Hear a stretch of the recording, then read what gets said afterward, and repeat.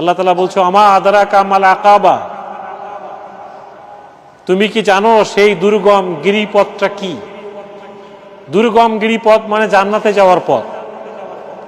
আমাদের দেশে জান্নাত যাওয়ার পথটা গত 50 বছরে উলট পালট করে বোঝানো হয়েছে।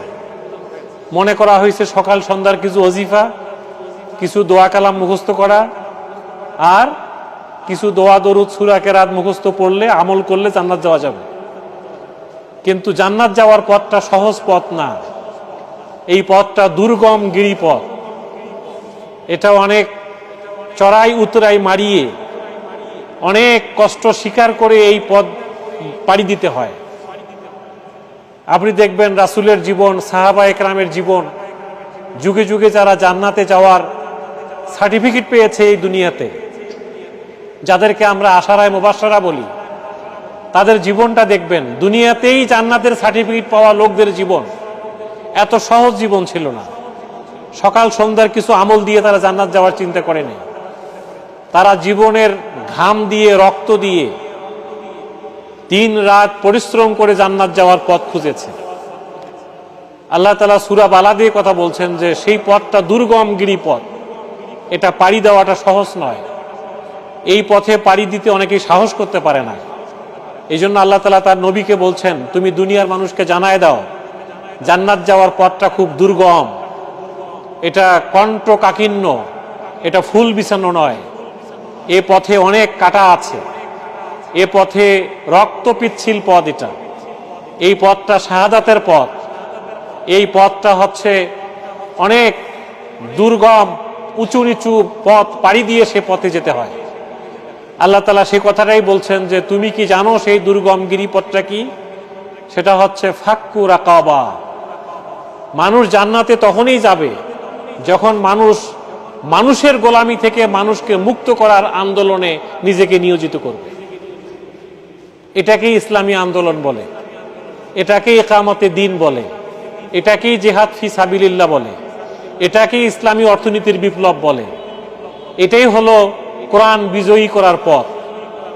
কোরআন যদি কোনো সমাজে বিজয়ী হয়, ওই সমাজের প্রত্যেকটা অফিস, আদালত, কোর্ট কাছারি, ব্যাংক, বিমা, এরপরে সংসদ ভবন, গণভবন, বঙ্গভবন, প্রত্যেকটা জায়গায় কোরআনই যদি একটা পরিবেশ কায়েম হয়ে যায়, তখন সেই পথে ওই সমাজের মানুষগুলো মানুষের গোলামি থেকে মুক্ত হবে।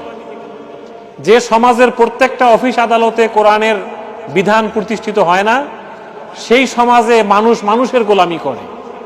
মানুষের তৈরি করা আইন দিয়ে মানুষ সমাজ চালাবার কারণে ওই সমাজের মানুষগুলো তাদের অধিকার প্রতিষ্ঠিত হয় না, তারা আজীবন বঞ্চিত থেকে যায়। তারা পথ শিশু হয়, তারা প্লাস্টিকের নিচে ঘুমায়, তারা রেল লাইনের প্ল্যাটফর্মে ঘুমায়, তারা ড্রেনের পচা গন্ধ পানি খেয়ে জীবনযাপন করে, তারা পুষ্টিহীনতায় ভোগে। তাদের ওই সমাজে মানবাধিকার প্রতিষ্ঠিত হয় না। এই জন্য আল্লাহ তাআলা বলছে যে এই দুর্গম গিরিপথটা হচ্ছে মানুষের গোলামি থেকে মানুষকে মুক্ত করা, মানুষের প্রভুত্ব থেকে মানুষকে মুক্ত করা। মানুষ যদি মানুষের আইন থেকে মুক্ত হয়ে আল্লাহর আইনমুখী হয়, তখন আর মানুষের অসহায়ত্ব থাকবে না, মানুষকে ভিক্ষা করতে হবে না, মানুষকে পথে দাঁড়াতে হবে না, মানুষকে তখন চিকিৎসার জন্য ধুকে ধুকে মরতে হবে না।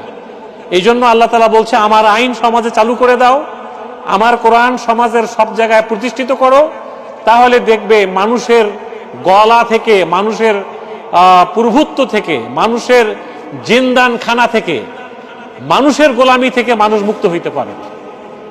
এই জন্য আল্লাহ তাআলা বলছে যে নামাজ, রোজা, হজ, যাকাত এগুলো তো থাকবে, কিন্তু মূল কাজটা হলো আমাদের মানুষকে মানুষের গোলামি থেকে মুক্ত করা। এই জন্য আল্লাহ আয়াতের মধ্যে বলছে আও ইতআমুন ফি ইয়াউমিন জি মাসগাবা, ক্ষুধার্ত মানুষকে খাবার দেওয়া। দেখেন ইসলামের কথাগুলো কিরকম। ক্ষুধার্ত যে, তার খাবার পৌঁছায় দাও, তার কাছে, তার বাড়িতে খাবার পৌঁছায় দাও। ইয়াতীমান যা মাকরাবা, যারা ইতিম তার পাশে দাঁড়াও।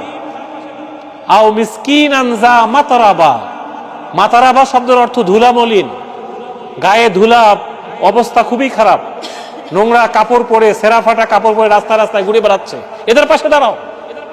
এদের হাতে একটা কম্বল তুলে দাও, এদেরকে এক প্যাকেট খাবার দাও, এদেরকে একটা অটো রিক্সা কিনে দাও, এদেরকে একটা ছোট দোকান বানায় দাও। এভাবে দিয়ে দিয়ে সমাজের মানুষগুলোকে দাঁড় করায় দাও, দেখবা মানুষ মানুষের গোলামি থেকে মুক্ত হয়ে গেছে।